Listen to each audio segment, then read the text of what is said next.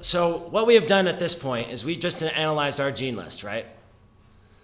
But if you look here, I'm going to show you this. We were talking about the crowd, right?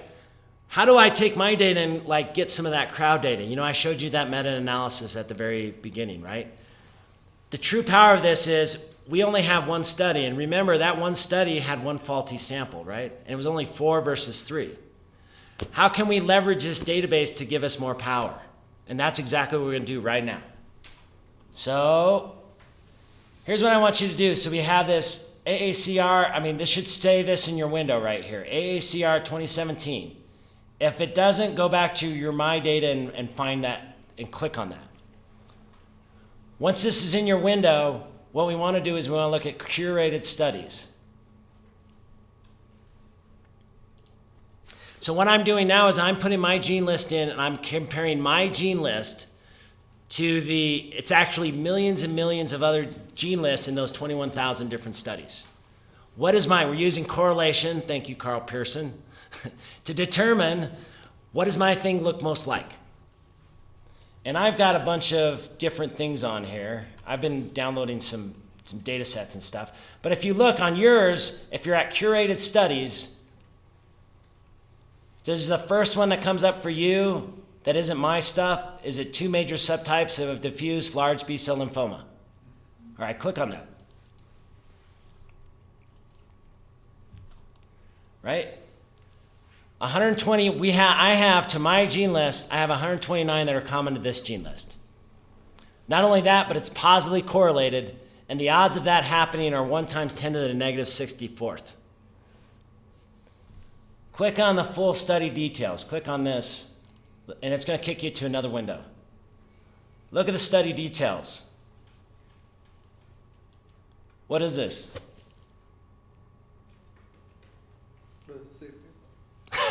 Yeah, totally.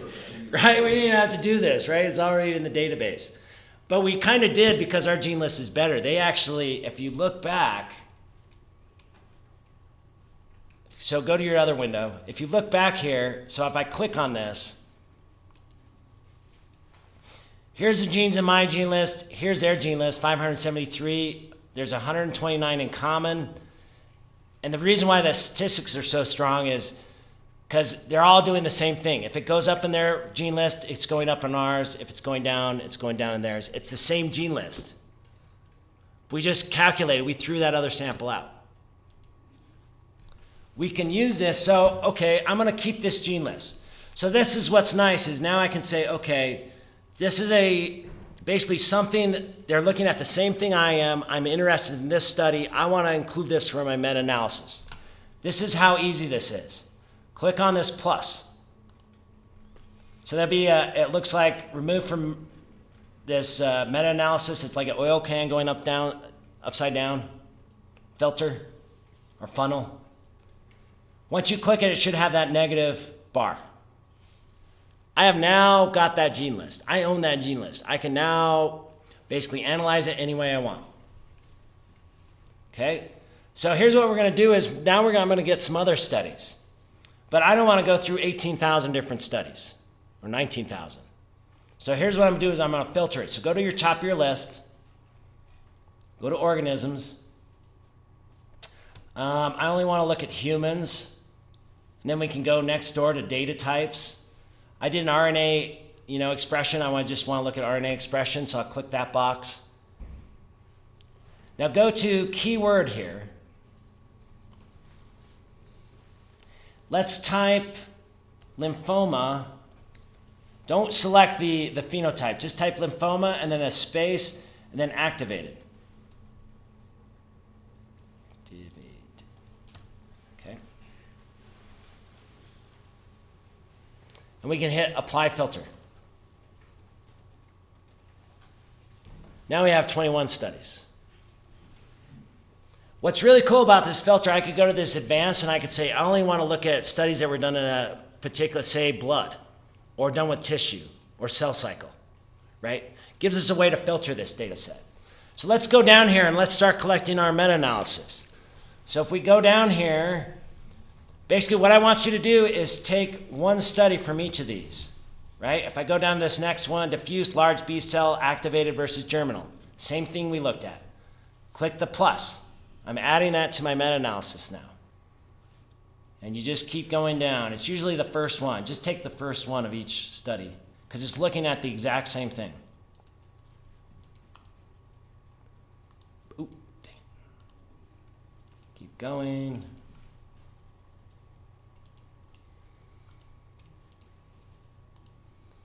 And you will stop at, I believe, like the one that doesn't have something is, so the last one I think you'll do is diffuse large B-cell lymphoma, GCB, and ABC types. And when you go to Burkitt's lymphoma, this isn't really what we're looking at, although it's very related to what we were doing. So after you've done that, if you go to the top, your meta-analysis should say 7. Everybody get that?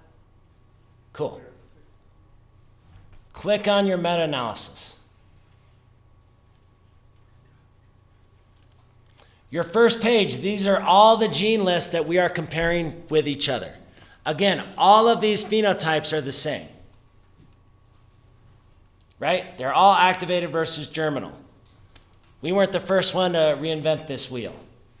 And it's nice. Oh no. What's nice is you can get rid of these on the fly. You could say, I only want to look at things that are upregulated in this one, whatever. We can rearrange this. Go to gene results. This is what, when I first saw this, I knew this, like, it was just amazing. You know, here is your wisdom of crowds right here, guys. So if I look down here, this gene, PHF16, is upregulated in 7 out of the 7 studies looking at the same thing done by different people from across this country at different times. And they're all seeing the same thing. That's like 7 polls saying PHF16 is the winner. It's the winner. All of it, look at this consistency. CD44 is upregulated in all these different types. Has anybody heard do you know what PHF16 is? Anybody heard of it? I didn't either. I looked it up.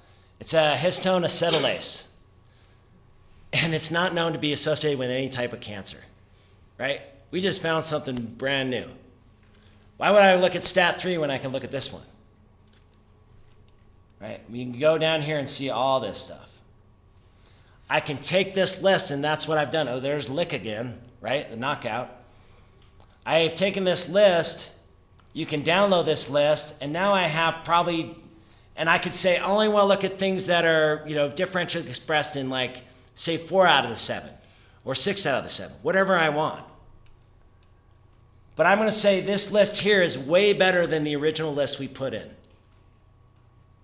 right? The average. So what you can do is you can actually take the median fold change and the median p-value for all those studies, and now I have a master list.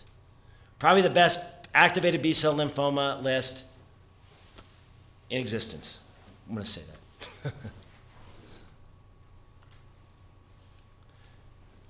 And obviously now we have this list, now we can look at biogroups. So click on this biogroup thing. Well, actually, yeah, click on the biogroup.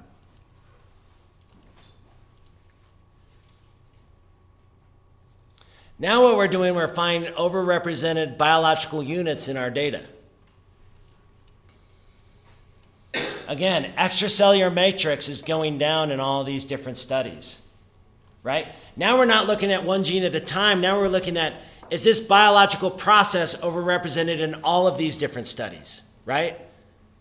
And that helps with cancer, is that what I find is I'll see 2 different types of, I'll have kind of the same type of cancer, but they'll have different mutations, right? In one cancer, it'll mutate one gene A and gene B, but they're in the same pathway, so they're really affecting the same system. This allows you to kind of get to that, right? You don't have to have the same mutations, you just have to have the same processes either up or down. And again, we can download all this stuff. Yeah, this is inflammatory response going up in all these. We would expect that. inflammation, regulation of cell migration, innate immune response going up. And go to the last one, bioset results. And now what we are doing is I'm seeing, are there any gene lists in this database that I didn't select in my meta-analysis that is also very similar to all my other studies that I put in here?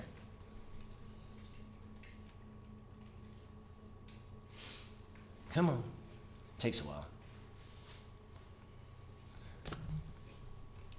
And as you look down here, this would be if you look at this, B-cell lymphoma, formalin-fixed tissue, amplified by traditional method, ABC versus GBC. Very similar to the things that I put together, which would suggest that formalin-fixed, at least in this study, doesn't hurt the system at all. I'm seeing the same things. Now I could go and maybe get that study to add to my meta-analysis. Maybe I look at just formalin-fixed. Or maybe I go down this list and see what other kind of crazy gene therapy, what else looks like mine, right? I told you about the CD79. If you mutate this in B-cell lymphoma, it sure as hell looks a lot like the activated state. Some of the genes, remember mutant, EZH2. We talked about it, BCL6. All of this is information. This is just going to give you more and more information about your system. That our original study, we had 3 versus 4, done a long time ago, not the longest read back in those days. I put this in the system. Now I am leveraging millions and millions of dollars worth of data, and I didn't have to run any experiments. Everybody understands how that's cool, right? Again, TCGA is in here. Right? You don't have to go to TCGA. You don't have to go download that stuff. It is in here. All that stuff is in here. All you got to do is, and again, you don't have to code.